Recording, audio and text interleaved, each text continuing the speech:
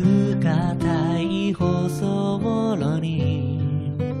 よく見ればかすかな命が強く必死に生きていた。ひび割れた間の土にしっかり根を張りたたずめど、今はまだ石ころよりも小さくてまるで頼りない、誰にも見向きもされずにたった一人でここまで来れたから、いつか綺麗な花を咲かすまで蹴飛ばされても立ち上がる。涙のような雨が降り注ぐ、その度にまた強く流ってく。たとえ雲の切れ間が見えない日でも心はいつだって燃ゆる太陽のように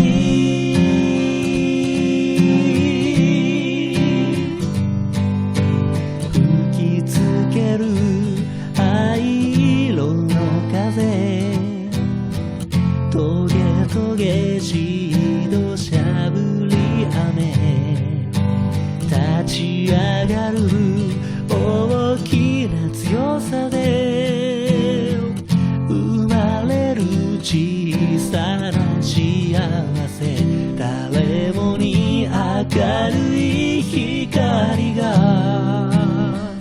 照らされ続けるわけじゃないけれども、僕は薄暗い街の隅でも生きてゆく大樹になる。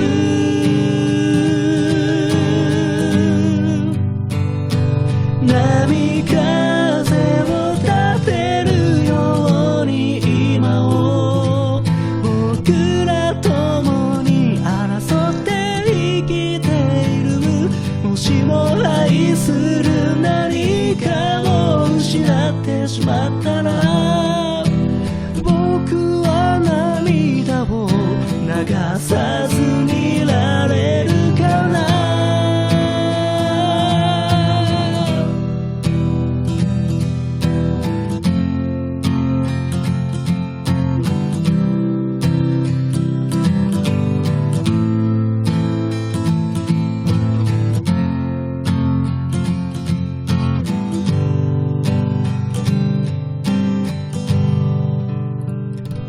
北風にゆらり揺られながら、一人寒い夜更け過ぎの街、誰より大きな花を咲かせたのに、風音は切ないメロディー。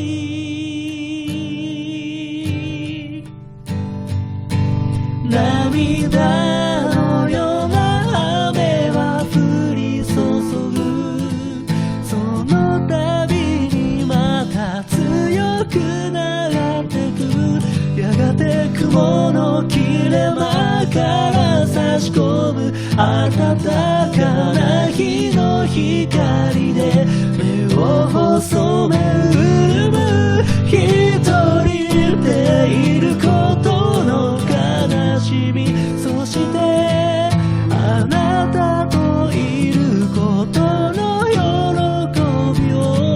やっと見つけることができたよ。これからも僕を支えてくれるかい、